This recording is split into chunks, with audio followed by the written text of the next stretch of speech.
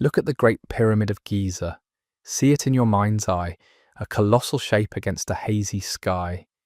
It seems ancient, weathered, a simple mountain of stone worn down by millennia of sun and sand. A primitive monument built by a primitive people. Except it isn't. That shape is a lie. The Great Pyramid is a work of impossible, terrifying precision, built with a level of technical sophistication that we would struggle to replicate today. We see a tomb, but the mathematics encoded in its geometry describe the planet we live on with breathtaking accuracy. We see a pile of blocks, but we are actually looking at a machine, a message, and the civilization we credit with its construction, the dynastic Egyptians, left behind almost no record of how they achieved it. This isn't just an archaeological puzzle. It's a paradox that sits at the very heart of human history, because the story we're told about who built it and when is starting to crumble. And the truth is infinitely more strange. And if you're using this video to fall asleep, perfect. That's exactly what it's for. So maybe hit subscribe and drop a comment telling me where you are and what time it is. I genuinely love checking those. It's wild seeing London at sunrise, New York at lunch, Los Angeles at midnight, all watching at the same time. The theory we're going to explore is a profound one. It suggests that the great monuments of the Giza Plateau, the Sphinx and the three pyramids, are not the work of the 4th dynasty Egyptians around 2500 BC. Instead, it posits that these structures are far, far older. They are the legacy of a lost prehistoric civilization, a culture with knowledge and technology that has been erased from our memory. In this version of history, the pharaohs like Khufu and Khafre were not the builders. They were the inheritors. They found these impossible structures, already ancient in their time, and built their own, far simpler civilization in their shadow. To understand this, we have to become detectives. We have to follow a trail of evidence that mainstream archaeology has largely ignored. We will begin with the stone itself, with geological clues that point to a radically different climate and a much deeper past. Then we will confront the staggering engineering paradoxes of the Great Pyramid, the precision that defies the Bronze Age toolkit. We will examine the silent clues of advanced machining, anomalies that have no place in the accepted timeline. Finally, we will look up at the stars and see how the layout of the plateau reflects a celestial map, not of 2500 BC, but of 10,500 BC. This journey challenges the very foundation of our understanding of the past. It suggests that human history is not a simple, linear progression from primitive to advanced, but a story of cycles, of forgotten peaks of achievement and devastating cataclysms. It suggests we are a species with amnesia. Let's start with the most enigmatic statue on Earth, the Great Sphinx. The conventional story tells us it was carved by the pharaoh Khafre around 2500 BC, his face immortalized on the body of a lion. It sits on the Giza Plateau, a silent guardian of the pyramids. For over a century, this was unquestioned fact, but then a few researchers started to look not at the art, but at the rock. The Sphinx is not built from blocks. It was carved directly from the living limestone bedrock of the plateau. It sits in a deep, trench-like enclosure, created when the builders carved down and around the main body. And it's on the walls of this enclosure that we find the first undeniable clue that something is profoundly wrong with the timeline. The weathering patterns on the stone tell a story, a very, very old story. You see, there are two main ways rock erodes in a desert. The first is wind and sand. This creates horizontal layered grooves, as the wind scours the softer layers of rock away more quickly than the harder ones. You can see this type of erosion all over the Giza plateau, on the pyramids and on the tombs. It's the signature of the Sahara. But the weathering on the walls of the Sphinx enclosure is completely different. It's characterized by deep, vertical fissures and rounded, undulating profiles. This is not wind erosion. This is the unmistakable signature of massive, prolonged rainfall, of water running down the face of the rock for centuries, for millennia. This is precipitation-induced weathering. Think about that for a second. Massive rainfall in Egypt. The Giza Plateau has been a hyper-arid desert, almost identical to how it is today, for the last 5,000 years. There hasn't been enough rain in that entire period to create the shallowest of these fissures, let alone the deep, rolling patterns carved into the enclosure walls. It's a geological impossibility. So when did it rain like that in North Africa? For the answer, you have to go back much further. You have to rewind time past the age of the pharaohs, past the invention of writing, past the dawn of agriculture. You have to go back to the period before the Sahara became a desert, a time when it was a lush green savanna with rivers and lakes. This period ended somewhere between 7,000 and 5,000 BC. For the kind of deep weathering we see on the Sphinx enclosure to have occurred, the structure must have already existed during that wet period. It must have stood there for 1,000 years or more, being battered by rain, long before the first pharaoh was ever born. This evidence, first brought to mainstream attention by the work of John Anthony West and geologist Dr. Robert Schoch, is a bombshell.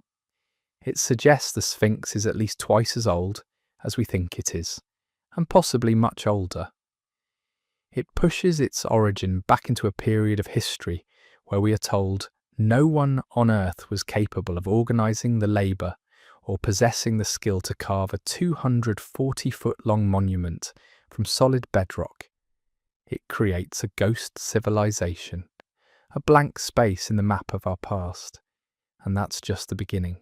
The Sphinx, as old as it might be, is dwarfed by the complexity of its neighbour, the Great Pyramid. This is where the mystery moves from a geology to something even more unsettling: impossible engineering. Let's get the numbers out of the way, because they're staggering. The Great Pyramid is composed of an estimated 2.3 million blocks of limestone and granite, with most blocks weighing between 2.5 and 15 tons. Some of the granite beams in the King's Chamber, however, weigh up to 80 tons. These were quarried in Aswan, over 500 miles to the south, and somehow transported and then lifted nearly 200 feet into the air. The standard explanation involves a massive workforce using copper chisels, dolerite pounders, and a system of ramps to drag the stones into place. But the more you scrutinise this theory, the more it falls apart. The sheer logistics are a nightmare. Feeding, housing, and organising 100,000 workers for 20 years, as the historian Herodotus suggested, would be an unprecedented feat. But the physical evidence simply doesn't support it. We have found no detailed plans, no record of the tools used. The number of high-quality copper tools required would have been astronomical, yet very few have been found. The real problem, though, isn't just the weight, it's the precision. The Great Pyramid sits on a base that is level to within less than an inch across its entire 13-acre footprint. It is aligned to true north with an accuracy of 3/64ths of a degree, a level of precision that was not matched again until the 19th century. How did they achieve this without a compass, without modern surveying equipment? But the most mind-blowing evidence is found on the few original casing stones that remain.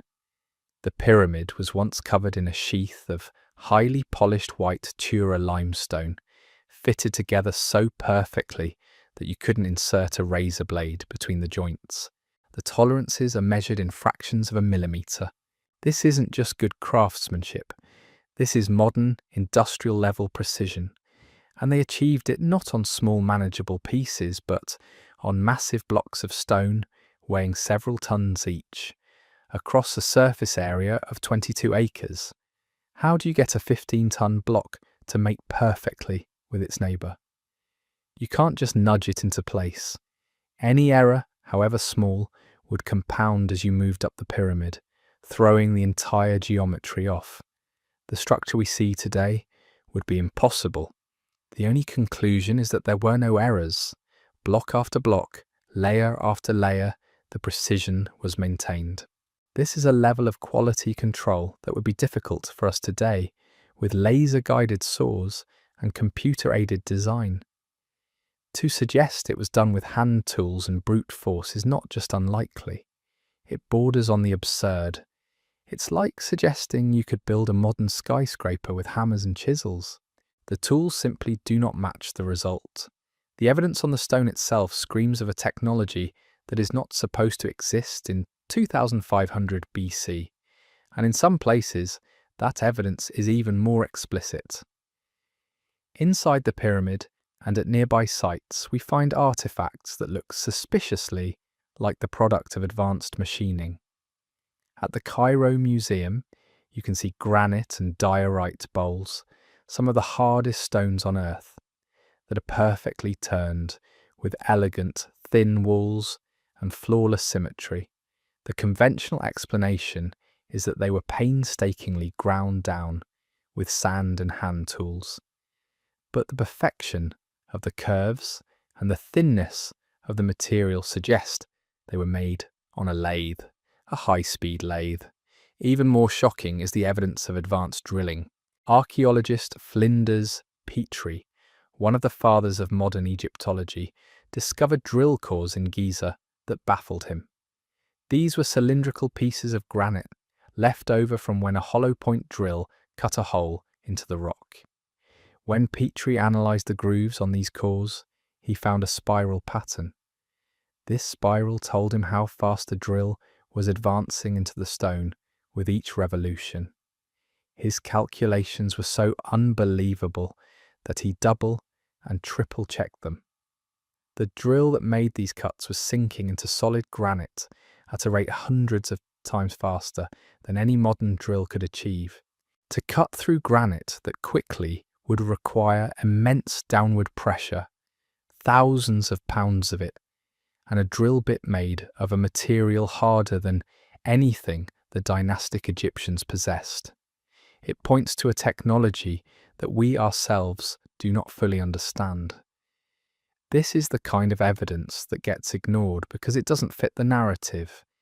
It's an anomaly. It's like finding a stainless steel bolt inside a 4,000-year-old tomb. You know it can't be there, so you explain it away. But the evidence is there, etched into the hardest stone. The final piece of this puzzle of impossible technology is found not in Giza, but a few miles away, at a site called Saqqara. Deep underground lies a labyrinth known as the Serapeum. Here, you find 25 massive granite boxes, each weighing around 70 tons with a lid of 30 tons. They are cut from single blocks of Aswan granite, polished to a mirror finish, inside and out. The corners are perfectly square, the surfaces perfectly flat. These boxes are masterpieces of stoneworking. The precision is, once again, modern. Mainstream archaeology claims they were made to house the mummified remains of sacred bulls. But many of the boxes were found empty. And more importantly, how were they made? And how were they moved into these narrow subterranean tunnels? A 100-ton object is not something you can just slide down a ramp. The slightest miscalculation would have been catastrophic. The Serapeum boxes, like the drill cores and the pyramid's casing stones, feel like they belong to a different world. They feel like a technology that was lost. The dynastic Egyptians found them, perhaps, and revered them, trying to use them for their own sacred purposes. But they don't feel like their creation. The quality gap between these impossibly precise objects and the typical Old Kingdom artifacts is vast. It's the difference between a finely tuned engine and a clay pot. So we have geological evidence pushing the timeline back thousands of years, and we have engineering and machining evidence that suggests a technology far beyond the Bronze Age. The physical world of Giza is telling us a different story. But there's another layer to this mystery, one that is written not in stone, but in the stars. What if I told you that the Giza Plateau is not just a collection of tombs, but a map of the sky, designed to mark a specific, incredibly ancient moment in time? This is the core of the Orion correlation theory, proposed by Robert Bauval. Bauval noticed something curious about the layout of the three Giza pyramids. They are not in a perfectly straight line. The smallest pyramid, Menkaure, is slightly offset to the east. For years this was dismissed as an error or an irregularity in the terrain, but Bauval, an amateur astronomer, saw a familiar pattern. He saw the three stars of Orion's belt. The two brighter stars, Alnitak and Alnilam, form a near-perfect line, while the third, dimmer star, Mintaka, is slightly offset. The layout of the three pyramids on the ground is a near-perfect reflection of the three stars in the sky. But that's not all. The Nile River flows beside the Giza Plateau, just as the Milky Way flows beside the constellation of Orion in the night sky. The pyramids are a terrestrial map of the heavens. Now here is where it gets truly mind-bending. Because of a phenomenon called the precession of the equinoxes, the stars do not stay in the same place in the sky over long periods. The Earth has a slow 26,000-year wobble on its axis. This means that if you were to look at the constellation of Orion from Giza, its position in the sky at the moment of the spring equinox would slowly change, rising and falling over thousands of years. Bauval asked a simple question. When did the alignment between the pyramids and the stars of Orion's belt reach its lowest point on the meridian, its most perfect alignment at the beginning of its cycle? He ran the calculations using astronomical software. The answer was not 2500 BC, the supposed age of the pyramids. The answer was circa 10,500 BC. In 10,500 BC, the alignment was perfect. The pattern of the pyramids on the ground precisely mirrored the pattern of Orion's belt in the sky. And at that exact same moment, the Great Sphinx, with its lion's body, would have stared due east at the dawn of the spring equinox and seen its own celestial counterpart rising on the horizon, the constellation of Leo the Lion.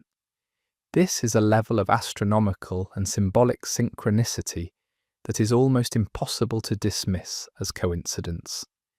A lion-bodied statue staring at the constellation of the Lion at the precise moment that the pyramids on the ground perfectly mirror the belt of Orion, and all of it points to a single specific date, 10,500 BC. That's 8,000 years before the pharaohs. This pushes the timeline back even further than the geological evidence of the Sphinx. It suggests that the design of the Giza Plateau, the master plan, was conceived of in this incredibly remote period of human prehistory. It suggests a people who had a sophisticated understanding of astronomy, who could track the slow 26,000-year cycle of precession, and who wanted to build a monument that would last for eons, a clock to mark a specific time. And this isn't just about alignments. The Great Pyramid itself seems to be a repository of advanced scientific knowledge. Its dimensions encode fundamental mathematical constants. If you take the perimeter of the pyramid and divide it by twice its height, you get a number that is remarkably close to pi, 3.14159. If you take the ratio of its slant height to half its base length, you get a number very close to the golden ratio, phi. But the most staggering correlation is with the Earth itself. If you take the height of the pyramid and multiply it by 43,200, you get the polar radius of the Earth. If you take the perimeter of the base and multiply it by the same number, 43,200, you get the equatorial circumference of the Earth. The pyramid is a scale model of the northern hemisphere of our planet. Where does that number, 43,200, come from? It's not random. It's derived directly from the precession of the equinoxes. It's the product of 120 times 360, a key number in the system of tracking the heavens. Think about what this means. The builders of the Great Pyramid knew the precise dimensions of the Earth. They knew the value of pi and phi. They understood the 26,000-year precessional cycle. This is knowledge that our own civilization only rediscovered in the last few centuries. To suggest that a Bronze Age culture in 2500 BC possessed this information is a radical claim. It requires a complete rewriting of history. It's like finding a fully functional smartphone buried in a medieval castle. It doesn't belong. It points to a source of knowledge and technology that is completely unaccounted for. So we are left with a convergence of evidence, all pointing in the same direction. The geology of the Sphinx points to a date before 5000 BC. The astronomy of the Giza layout points to a date around 10,500 BC. And the engineering and mathematics of the Great Pyramid point to a level of scientific sophistication that simply does not fit the Old Kingdom Egyptians. What does this all mean? It means we have to seriously consider the possibility that the standard model of history is wrong. We have to entertain the idea that an advanced civilization existed on Earth deep in our prehistory, a civilization that was wiped out by some global cataclysm, leaving behind only its most durable and enigmatic monuments. This is not just wild speculation. There is a candidate for this cataclysm. The period around 10,500 BC, the very time pointed to by the astronomical alignments, coincides with the end of the last ice age. This was not a gradual, gentle warming. It was a time of violent, chaotic climate change, known as the Younger Dryas. There is growing evidence that this period of upheaval was triggered by a cosmic event, the impact of multiple fragments of a comet that struck the Earth around 12,800 years ago. Such an event would have been unimaginably destructive. It would have caused global earthquakes, mega tsunamis, and continent-spanning firestorms. It would have plunged the world into a period of darkness and extreme cold before a rapid and catastrophic melting of the ice caps caused sea levels to rise by hundreds of feet. Any advanced coastal civilization would have been wiped from the face of the earth. Their cities, their libraries, their people, all gone, drowned beneath the rising seas. All that might survive would be their largest, most robust inland structures, built on a stable bedrock plateau, like Giza. In this scenario, history looks very different. The civilization of 10,500 BC, the builders of the Giza monuments, were the ones with the advanced knowledge.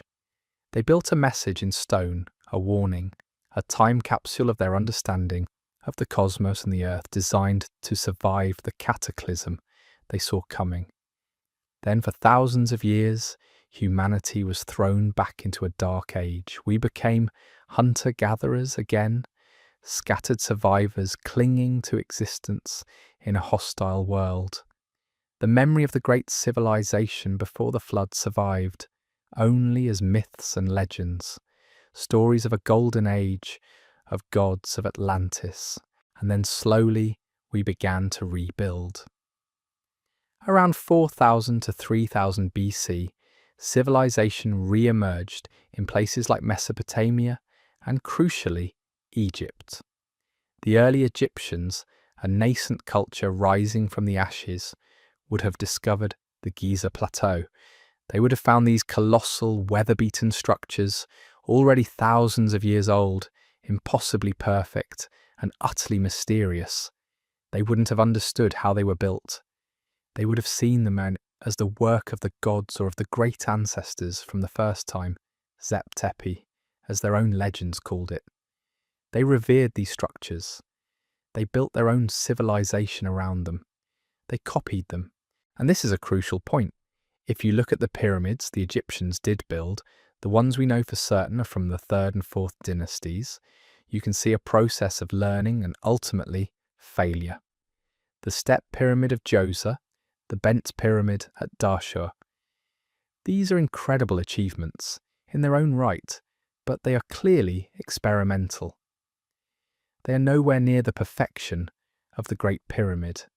They look like attempts to reverse engineer a lost technology. They are brilliant copies, but copies nonetheless. The Great Pyramid has no precedent. It doesn't seem to have evolved from earlier, simpler structures. It appears in history fully formed, a masterpiece of engineering from day one. And then the quality of pyramid building in Egypt goes into a steady decline. Later pyramids are smaller, shoddier, and made of mud brick and rubble. It's a trajectory of technological devolution. This makes perfect sense if the Great Pyramid wasn't the pinnacle of Egyptian achievement, but rather an ancient artifact they were trying and failing to replicate. In this light, the pharaohs like Khufu weren't the builders, they were the restorers. The claim that Khufu built the Great Pyramid comes from a few highly controversial markings of red ochre found in a relieving chamber above the king's chamber. These markings could easily have been left by a restoration crew, a team sent in by the pharaoh to explore and repair the ancient structure he had claimed as his own. There is no grand inscription on the outside of the pyramid declaring it the work of Khufu. The silence is deafening. So where does this leave us? It leaves us with a profound re-evaluation of our own story. The conventional narrative of a steady, linear march of progress from cavemen to us is comforting, but the evidence at Giza suggests it might be a fantasy. It suggests that we are a species with a forgotten chapter, a lost episode of our own past. It suggests that high science, advanced mathematics, and incredible engineering may not be the recent inventions we believe them to be, but a legacy, a rediscovery of knowledge that was once held long, long ago. The implications are staggering. It means that the myths of a great flood, of a lost golden age, of Atlantis, which are found in cultures all over the world, might not be myths at all. They might be the fragmented, distorted memories of a real historical event. The event that destroyed the civilization that built the Sphinx and the pyramids. This is not about aliens or supernatural forces. It's about giving our own ancestors the credit they may deserve. It's about recognizing that people who lived 12,000 years ago may not have been the primitive hunter-gatherers we imagine, but a people as intelligent, as innovative, and as sophisticated as we are. A people who built for eternity. The mystery of the pyramids is, in the end, the mystery of ourselves. It challenges us to be more open-minded, to question the stories we are told, and to recognize that the earth may hold secrets about our own past that are far grander and more astonishing than we have ever dared to imagine. The stones of Giza do not speak, but they hold a message of precision, of cosmic alignment, of deep time. They are a silent testament to a forgotten age, waiting for a generation that is finally ready to listen. To look at the evidence with fresh eyes and ask the most important question a historian can ask. What if the story we know is not the whole story. What else have we forgotten? And what else lies buried, waiting to be rediscovered? The mystery isn't just on the surface. To truly grasp the scale of this enigma, we have to venture inside the Great Pyramid, into its dark and silent heart. And what we find there is not the layout of a tomb, but the intricate anatomy of a machine. Imagine passing through the narrow, steeply angled ascending passage, your voice echoing strangely in the confined space. You emerge into a corridor so vast, so unexpected, it shocks the senses. This is the Grand Gallery. It is a breathtaking architectural feat. A tunnel rising through the core of the pyramid at a precise 26-degree angle. Its walls are smooth, polished limestone, rising vertically before the ceiling soars upwards in a magnificent core-belled vault, each layer of stone overlapping the one below it. Why build this? The conventional explanation that it was used to store the granite plugs that sealed the ascending passage feels woefully inadequate. It is a design of immense complexity and effort for such a simple, one-time task. It feels over-engineered. It feels like a core component, not a storage closet. The acoustics in this gallery are bizarre. A single clap can create a cascade of echoing reverberations. Sound behaves differently here. The entire structure feels tuned. At the top of the gallery, you enter the so-called King's Chamber. The atmosphere changes instantly. The limestone gives way to a chamber constructed entirely of colossal, rose-coloured granite blocks from Aswan. The air is still and heavy. The only object in the room is a large, lidless, and completely unadorned granite box that we call a sarcophagus. But is it? It's too large to have been moved through the passages. It must have been placed here as the pyramid was being built around it. It bears no inscriptions, no name of any king. And if you were to strike it, it resonates with a deep, powerful hum, a specific frequency that has been measured by acoustic engineers. In fact, the entire chamber is a resonant box, seemingly designed to amplify sound and vibration. This is where engineer Christopher Dunn proposed his revolutionary theory that the Great Pyramid was not a tomb, but a power plant. He argues that the structure was designed to harness the natural vibrations of the Earth. The Giza Plateau itself is situated on fault lines, a source of steady seismic energy. This energy, he suggests, was channeled into the pyramid, amplified by the precise construction of the Grand Gallery and focused within the King's Chamber. The granite, rich in quartz crystals, would have converted this mechanical energy into electrical energy through the piezoelectric effect. It sounds like science fiction, but it's a theory based on the physical evidence of the structure itself, its materials, its dimensions, and its incredible acoustic properties. Think about the implications. A technology that generates clean wireless power from the Earth itself. A technology that we are only just beginning to dream of. Was this the true purpose of the pyramid? Not to house a dead king, but to power a living civilization. And then there are the shafts. For centuries, we were told, the four narrow shafts leading out from the king's and queen's chambers were for ventilation. This theory is now completely untenable. Two of the shafts from the queen's chamber were sealed at both ends when they were discovered.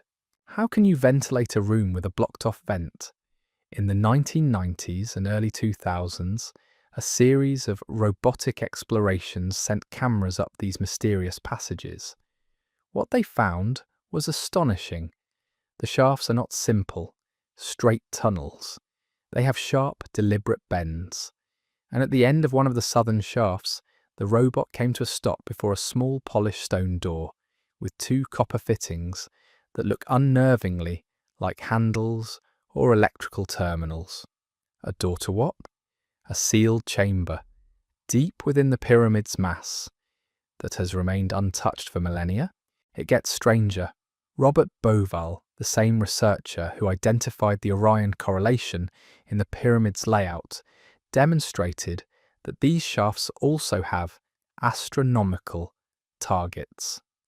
They align with specific stars, Sirius and stars in the constellations of Orion and Ursa Minor, as they would have appeared in the sky around 2500 BC.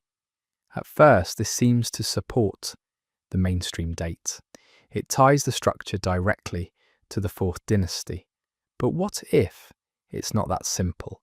What if we are looking at a structure with multiple layers of history?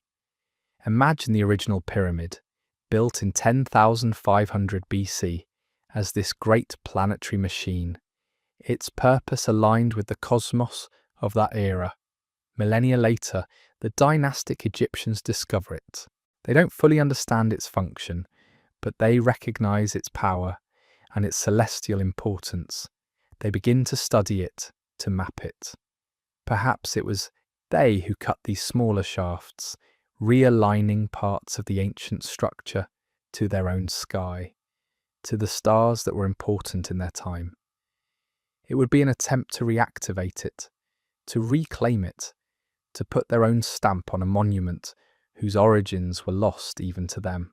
This wouldn't be construction, it would be modification, an ancient renovation project. This idea of a lost, superior technology becomes even more unavoidable when we look back at the source of the granite itself. We must travel 500 miles south of Giza to the quarries of Aswan. Here, lying in its ancient pit, is a testament to the sheer difficulty of this work. The unfinished obelisk. It is a single, monstrous piece of granite, over 137 feet long, weighing an estimated 1,200 tons. It was abandoned in the quarry because a flaw, a crack, appeared in the stone during the hewing process. This single artifact tells us a profound story. It tells us the absolute limit of the known Egyptian toolkit. They could pound out a shape with dolerite balls, but shaping and moving an object of this scale was beyond them. They failed. So how, then, did the builders of the Great Pyramids succeed where the later Egyptians failed? How did they quarry, transport, and lift dozens of 80-ton granite beams into the king's chamber, 200 feet in the air? The problem isn't just the weight, it's the cutting. The granite boxes in the Serapeum, the floors of the pyramid temples, these are not rough-hewn blocks. They are cut with flat, smooth faces and sharp, precise angles. At the Aswan quarry and other sites, you can see strange marks in the granite. Not the slow, laborious chip marks of a pounder, but huge, sweeping scoop marks, as if the hardest rock on earth was being carved out like soft clay. Some researchers have proposed that the builders possessed a technology that could actually alter the consistency of stone, perhaps using sonic frequencies or intense vibrations to temporarily soften it, making it easy to shape. This may sound fantastical, but the physical evidence on the rock is undeniable and unexplained by conventional tools. It requires an unconventional answer. The logistical problem of transport is just as baffling. Imagine the task. You must somehow lift an 80-ton block, the weight of a modern battle tank, out of its quarry pit. Then you must transport it over uneven ground to the banks of the Nile. Then you must load it onto a wooden boat, a vessel that has to be a marvel of engineering in its own right to not immediately sink. Then you sail it 500 miles north. Then you unload it. And then comes the hardest part of all. You must somehow raise that 80-ton block up the side of a growing pyramid to a height of a 20-story building and slot it perfectly into place. And you do this not once, but dozens of times. To do this with ropes, ramps, and manpower would require an infrastructure so vast it would have dwarfed the pyramid itself. Yet we find no trace of it, no super ramps, no discarded machinery. The silence in the archaeological record is deafening. This silence pushes us to consider that we are looking at the problem all wrong. We are trying to solve it with muscle, when the answer may be mind. We are thinking in terms of brute force when the builders may have been using a lost science of frequencies, vibrations and levitation. And here is where the story expands beyond the borders of Egypt and becomes a global mystery.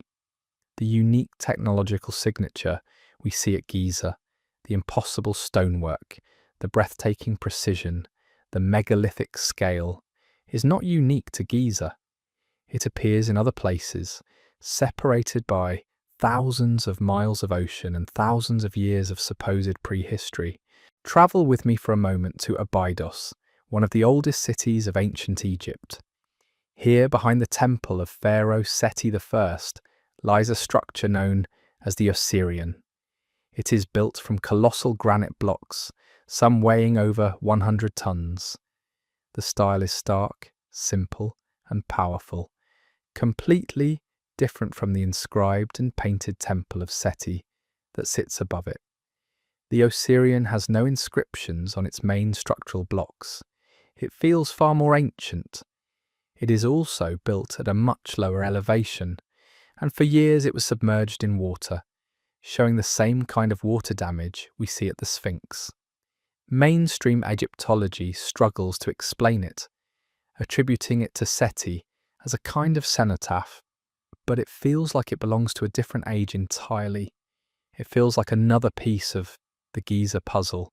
Now, let's leave Africa and cross the Atlantic to the high plains of Bolivia, to a site 13,000 feet above sea level called Puma Punku. What you find there will shatter any notion of primitive stoneworking. The ground is littered with massive blocks of andesite and diorite, some of the hardest stones in the world. They are cut with a precision that is simply baffling. We see perfectly straight lines, razor-sharp 90-degree angles, and complex interlocking shapes that would be difficult to produce today with our best computer-controlled machinery. Most famously, there are the H-blocks. These are identical modular pieces, intricately carved as if from a single mould, designed to fit together perfectly. The site looks like a cosmic construction kit that was thrown down and shattered by some immense cataclysm. The drill holes found at Puma Punku are perfectly cylindrical, with even-spaced grooves, showing all the hallmarks of advanced high-speed drilling technology. The exact same signature Flinders Petrie found on the granite cores at Giza. How is this possible? Are we to believe that two completely separate Bronze Age or Stone Age cultures, with no contact, independently developed the exact same, impossibly advanced stoneworking technology, used it to build megalithic wonders, and then promptly forgot it? The pattern repeats across the globe. In Peru, at Sacsayhuaman, you find polygonal walls made of 100-ton blocks, fitted together so perfectly with such complex curving joints that a piece of paper cannot be wedged between them. In Lebanon, at Baalbek, the Roman temple is built upon a much older platform containing the Trilithon, 3 colossal limestone blocks weighing an estimated 800 tons each. The Romans themselves, masters of engineering, did not claim to have moved these stones. They built on top of a foundation left by a far more ancient and powerful civilization. This global pattern points to a staggering conclusion. We are not looking at the isolated achievements of different cultures. We are looking at the wreckage of a single, global, prehistoric civilization. A seafaring culture with a mastery of science and engineering that we are only now beginning to comprehend. A civilization that left its fingerprints, its technological signature, etched in the hardest stone all over the planet. This forces us to ask a more fundamental question. Why? Why build these structures? If the Great Pyramid was not a tomb, what was it? The sheer scale of the effort, the precision, the alignment with the heavens and the earth itself. This all points to a purpose, far grander than burying one man. Let's reconsider the evidence. The structure is a scale model of the Northern Hemisphere. It is located at a unique focal point on the Earth's landmass. It is built with materials known to have unique energetic properties. It is designed as a massive resonant chamber. This does not sound like a monument to a king. It sounds like a piece of planetary technology. Was it a harmonic device designed to stabilize the Earth's tectonic plates? A global wireless energy or communication grid, as some have theorized? Or was its purpose something even more profound, something directed inward, at humanity itself? What if it was a tool for the expansion of consciousness? Many ancient traditions speak of initiation ceremonies taking place in sacred chambers, using sound and vibration to induce altered states of awareness. Was the king's chamber the ultimate initiation device, a place where the acoustics and earth energies were tuned to open the mind to a deeper reality? This reframes the builders not just as master engineers, but as master physicists of the subtle energies of life and consciousness. Their science may have been radically different from our own, less concerned with external machines and more with the interaction between consciousness, matter, and the cosmos. The pyramid, in this view, is the ultimate expression of a lost science, a spiritual technology built of stone and starlight. This brings us back to the deafening silence of the dynastic Egyptians. They were meticulous record keepers. Their tomb and temple walls are covered in detailed hieroglyphs, documenting every aspect of their lives, their religious beliefs, their military victories, their agricultural cycles, their royal lineage. They wrote on everything. Yet when it comes to the single most spectacular achievement in their entire 3,000-year history, the construction of the Great Pyramid, there is an almost complete blank. There are no detailed plans. There are no celebratory inscriptions. There are no papyri detailing the 20-year process of its construction. There are no reliefs showing the hundreds of thousands of workers hauling stones. There is nothing. Think how illogical this is. Building the Great Pyramid would have been the ancient world's equivalent of the Apollo program. It would have been the defining achievement of a pharaoh's reign, perhaps of their entire civilization. And they chose not to write about it, not to boast about it. It's unthinkable. The absence of evidence in this case is profound evidence of absence. The simplest, most logical explanation is that the Egyptians didn't record how the pyramid was built because they didn't know. They did not build it, they found it. It was already ancient in their time, a relic from a forgotten world, a legacy of the gods. Their silence is the ultimate confession. They were the inheritors of a mystery, not its authors. They were the custodians of an enigma that we are only now, thousands of years later, beginning to piece back together.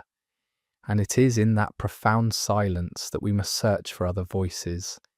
If the dynastic Egyptians were not the authors, and the original builders were wiped from the earth, is the story lost forever? Not entirely, because when a civilization is destroyed, its memory often survives, fractured and distorted in the myths and legends of the cultures that come after. For millennia, we have dismissed these stories as fantasy. But what if they are history? What if they are the echoes of the truth? The most famous of these is, of course, the story of Atlantis, given to us by the Greek philosopher Plato around 360 BC.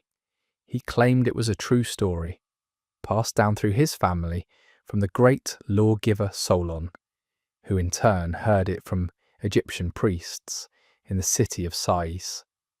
These priests, The keepers of an ancient library told Solon that the Greeks remembered only one great flood, but that there had been many, and that 9,000 years before their own time, a great and powerful civilization had existed on an island in the Atlantic Ocean. Think about that date, 9,000 years before Solon's time, which was roughly 600 BC, puts the date of Atlantis' final destruction at around 9,600 BC. This is not a random number. This is right in the middle of the Younger Dryas cataclysm. It's the same window of time pointed to by the geology of the Sphinx and the astronomy of the Giza Plateau. The timelines match. Plato's description of Atlantis is hauntingly specific. He describes a highly advanced civilization with incredible engineering capabilities. They built a magnificent capital city of concentric rings of land and water, with advanced canal systems and harbours.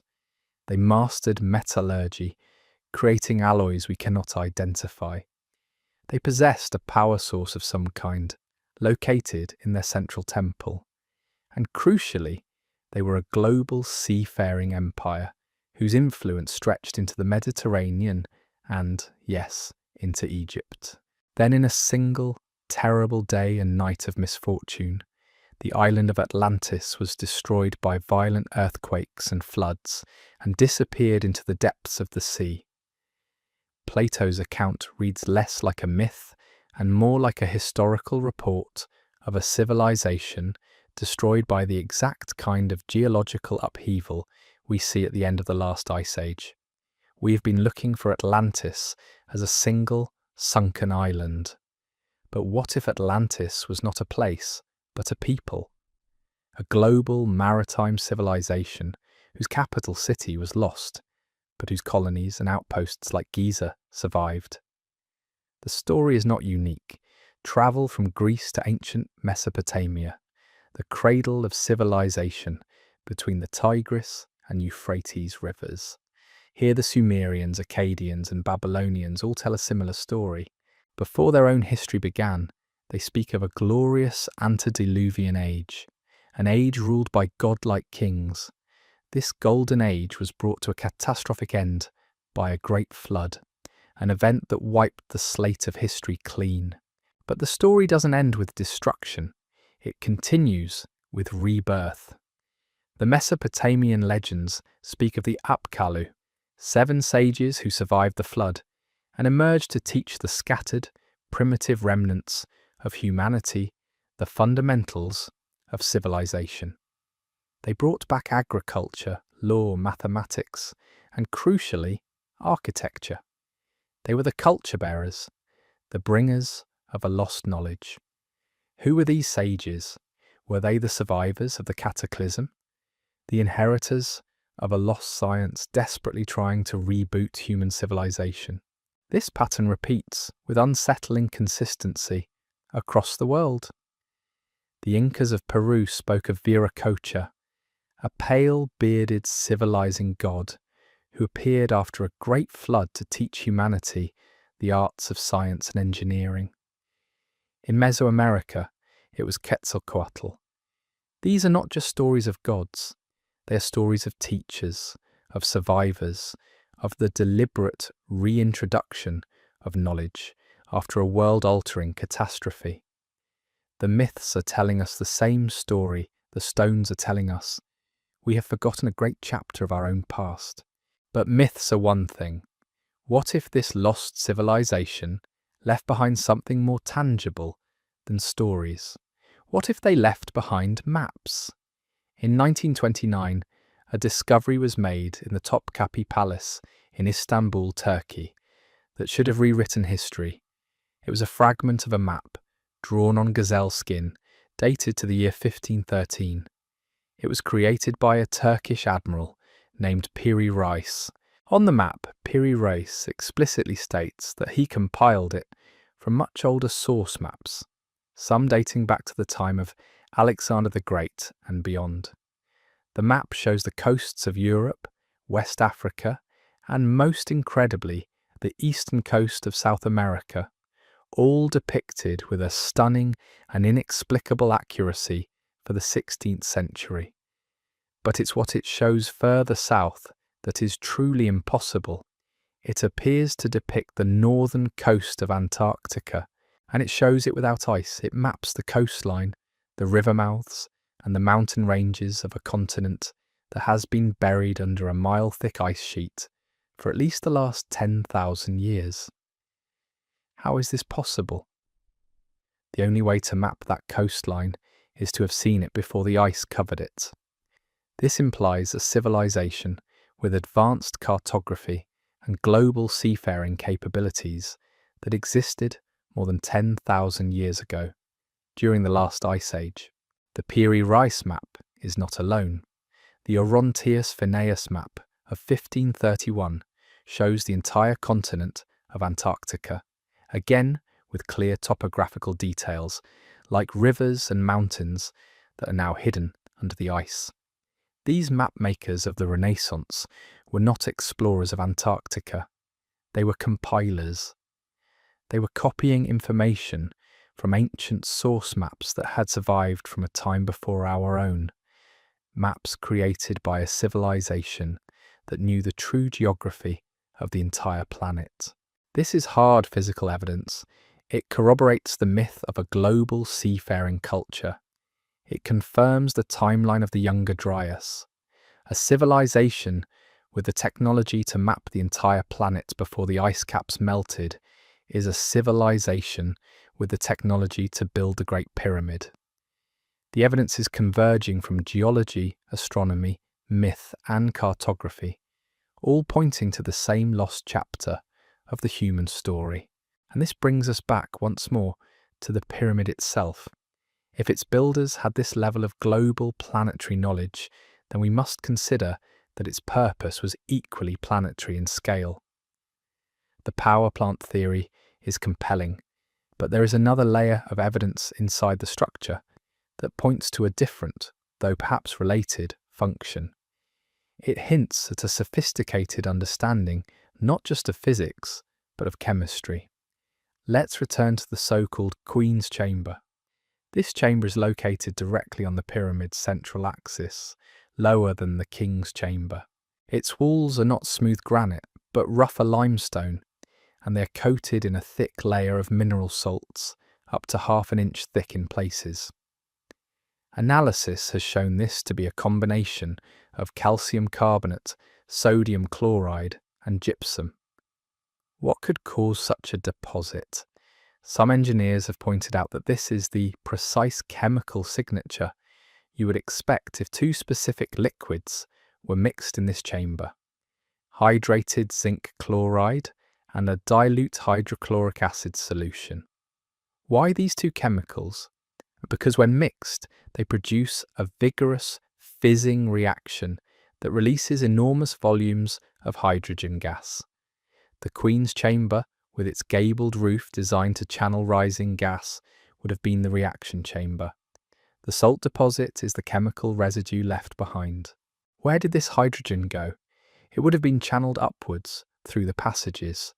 This theory reimagines the Grand Gallery not as a ramp, but as a resonance chamber filled with hydrogen. The 27 pairs of slots lining the gallery walls may have held a series of resonators, or Helmholtz resonators, designed to absorb the chaotic noise of the reaction below and convert it into a single, pure acoustic frequency. This pure, powerful sound wave would then travel up into the King's Chamber, the granite heart of the machine. The granite box, the sarcophagus, would act as the final amplifier.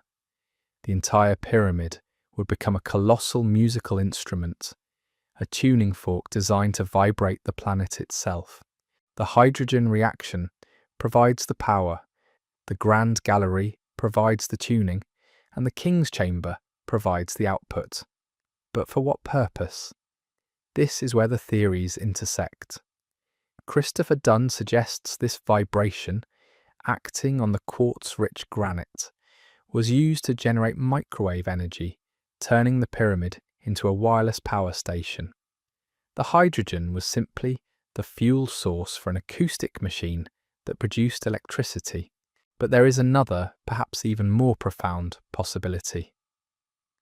What if the energy being produced was not for external consumption, but for internal transformation? The study of cymatics shows that specific sound frequencies can create intricate geometric patterns in matter.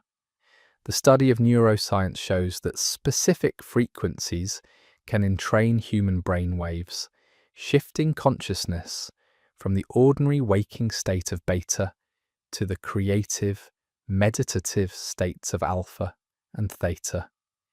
Could the Great Pyramid have been a consciousness-altering machine? A device designed to generate a precise harmonic frequency that would resonate not just with the stone, but with the human mind. Perhaps the granite box in the king's chamber was not a coffin, but an initiation chamber. An initiate would lie within it, at the focal point of this immense sonic and energetic power, their own consciousness being literally tuned by the pyramid. This would be a technology beyond our wildest dreams, not a technology of circuits and steel, but of stone, water and vibration.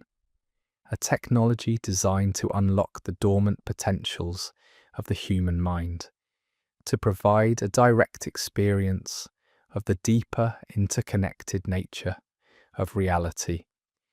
It would explain why the structure is so precisely aligned with the earth and the heavens. It was built to harmonize the human being with the cosmos.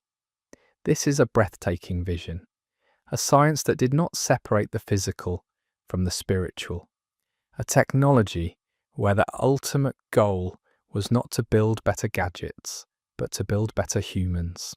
It suggests the builders of Giza were not just engineers, they were masters of a psycho-spiritual science we have completely forgotten. Their knowledge was not just of the outer world, but of the inner world. This reframes the entire mystery. The precision and scale were not just for show, they were functional requirements. To build a planetary tuning fork, you need planetary precision. To create a machine that alters consciousness, you need a deep understanding of the physics of life itself. It explains why we find this technology all over the world. Perhaps these sites, Giza, Pumapunku, Teotihuacan, Stonehenge, were not isolated cities, but nodes in a global energetic network. A network designed to maintain the harmony and stability of the planet and its inhabitants. A planetary nervous system built of stone. When the cataclysm of the Younger Dryas struck, this network was shattered. The knowledge was lost. All that remained were the silent, dormant structures themselves. Their purpose forgotten, their power switched off. Humanity was plunged into a dark age, not of ignorance, but of amnesia. We had to start again from scratch. This is why the evidence at Giza seems so paradoxical. It is both primitive and impossibly advanced. The paradox is resolved when you realize you're looking at two different time periods, two different civilizations, separated by a catastrophic gap of thousands of years. You are seeing the original, high-tech machine of the lost civilization, and then you are seeing the low-tech additions and modifications made by the dynastic Egyptians who found it and tried to make it their own. We are like a modern man, stumbling upon a crashed starship in the jungle. We might recognize its incredible craftsmanship. We might marvel at its strange materials. We might even try to use its empty shell as a shelter or a temple. But we would have no true conception of its original purpose, of the science that allowed it to fly among the stars. The Giza Plateau is that crashed starship. And so the greatest mystery of human antiquity stares back at us, not as a monument to primitive belief, but as a silent, monolithic testament to a forgotten age of unimaginable sophistication. What if this wasn't just a local wonder, but a piece of a truly global puzzle, a blueprint for planetary harmony that humanity once mastered. The layers of misdirection built over millennia are staggering. We are not just unearthing ancient stones, we are rediscovering a lost chapter of our own story, where our ancestors possessed knowledge. Modern science is only beginning to grasp. Have we been living in the shadow of giants, blind to the true legacy beneath our feet?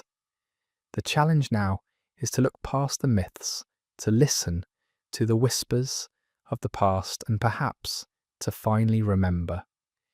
Because if we can decode what was built, we might begin to understand who we truly are, and what forgotten potentials still lie dormant within us, waiting to be reactivated.